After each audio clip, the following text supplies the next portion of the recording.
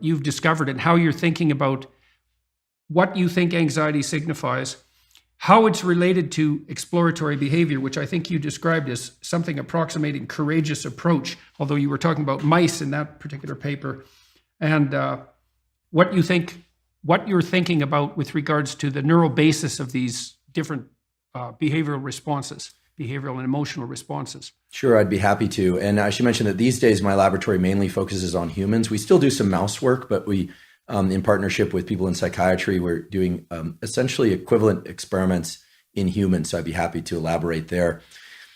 Many people perhaps, but not everyone, have heard of the autonomic nervous system, which simply means automatic. It's a bit of a misnomer because without going too much into the history of that, if you look back to the origins of medicine in the time of Galen and so forth, when they were first, dissecting cadavers and whatnot, there was this idea of a nervous system, or a portion of the nervous system eventually came to be, that could control so-called vegetative functions, meaning the rate of digestion and the really what neuroscientists typically think of as boring stuff. But it's anything but boring. It's the stuff that keeps you from urinating while you're asleep, unless you're a very young child, right? And it's the stuff that keeps your digestion going as you command your attention to other things.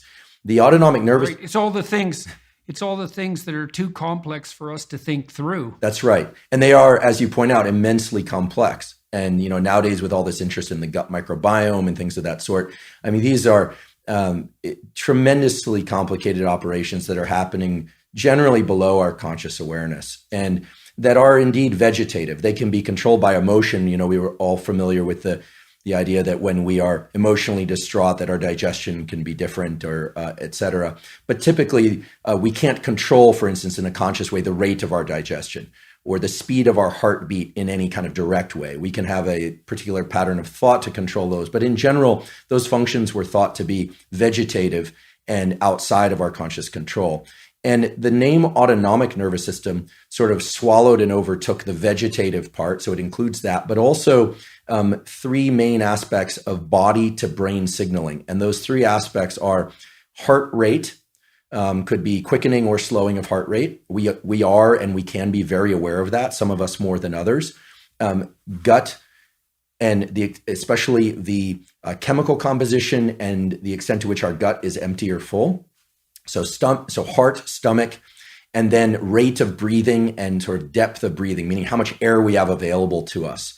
And I think the three main ways to think about the way that the brain and body communicate is that it's either going to be mechanical or chemical. Let's use the gut as an example. Your stomach can feel acidic, or it can feel nice and warm and fuzzy, whatever that is in a chemical sense. Your heart rate can feel like it's going at a rate that's appropriate for your circumstances. If you're running, it could be quick. And if you're sitting in a chair quietly at the doctor's office waiting to be called back there, and all of a sudden your heart starts racing, then you would think, well, that's appropriate for that situation, but it's not uncomfortable, right? It's out of sync with what you are doing, which is sitting. So there's mechanical information, and then there's chemical information. And with respect to your lungs, you can feel like you're out of air or you have plenty of air. You can feel like your breathing is labored or it's easy, or in the chemical sense that the air that you're breathing, your lungs are burning, or it feels easy to breathe. So basically there's chemical and mechanical signaling from the body to the brain, and the brain interprets all of that. And we put all of that under the umbrella of the so-called autonomic nervous system. And the autonomic nervous system can really be best thought of along a continuum. And here I'll avoid complicated nomenclature, but I'll throw it out there for the aficionados. Some people have probably heard of the parasympathetic and the sympathetic. That naming is a little bit misleading. Again, what we can really think about the autonomic nervous system as is a continuum, or more like a seesaw, of at one end is alertness, and at the other end is calmness. Right? That is translated to the so-called sympathetic and parasympathetic nervous system, but I'll call it the alertness and calmness system just for sake of simplicity. So it's sort of like a seesaw, and it has different neural circuits, and basically whether or not you feel very alert or panicked, or alert but calm, or a little bit of anxiety, that's going to depend on the balance between this alertness system and the calmness system. If you're having a full-blown panic attack, then the alertness system is, it's as if the seesaw is tilted all that way. If you're deeply asleep, well, then the calmness system is really tilted down. You could say that's a portion of the seesaw. This is all kind of obvious, and it dates back, 100 years or so, which isn't that long in the history of science, but we've known this sort of thing for a while. Okay, What's interesting and I think more relevant nowadays is to think about one's own interpretation of those signals and how that relates to anxiety and, as you pointed out, exploration, and then to think about where the nodes of control are. In this seesaw model that I'm putting forward, the seesaw has to include what I would call a hinge, a location in the middle in which you can voluntarily adjust the seesaw to either be more tilted toward alert or more tilted toward asleep.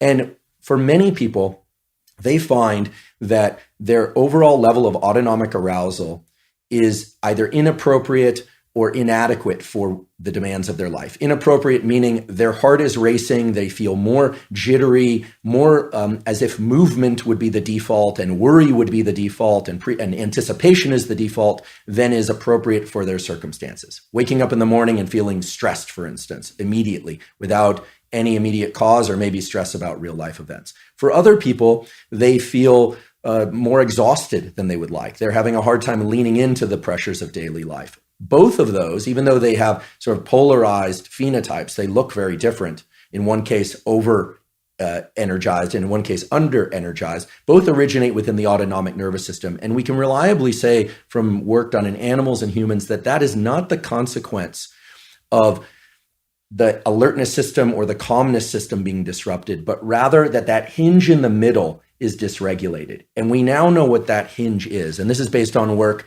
done by colleagues of mine at Stanford, in particular a guy named David Spiegel, who's our associate chair of psychiatry. He's done a lot of work, and it's actually his father did a lot of work in the application of clinical hypnosis, not stage hypnosis, but clinical hypnosis for the treatment of various things. But his work and some work in our laboratory now has shown that there's an area of the brain that you are familiar with, Dr. Peterson, which is the prefrontal cortex, and in particular, the left dorsolateral prefrontal cortex, if you really want to get down in the weeds about it, that has direct communication with two brain areas that are absolutely critical for this issue of whether or not you feel right for your circumstances, whether or not you translate that into a curiosity and exploration, or whether or not you translate it into this thing that we call anxiety. And those two areas are called the anterior cingulate cortex. Again, I apologize for all the names, but the anterior cingulate cortex and the insula. And I think if I were to make a prediction about what the buzzword is going to be in popular neuroscience in the next 5 years, it's not the amygdala, it's not the prefrontal cortex, it's the insula. The insula has a couple of different regions, but one of its primary regions, the front end, the anterior insula, is responsible for interpreting all those bodily signals. It essentially is a funnel for all those signals about breath rate, heart rate, conditions of the gut, whether or not your body feels ready to move or exhausted, et cetera. And that all funnels into the insula. And then also coming into the insula is information from classical areas like the amygdala, which are involved in threat detection and fear, and also emotion and memory. So the insula is really this incredible hub of information about somatic signals, about bodily signals. And then the prefrontal cortex, the dorsolateral prefrontal cortex in particular, is in communication with the insula and literally makes a... So let me ask you about that. So does that mean that, the body in some sense is reporting to conscious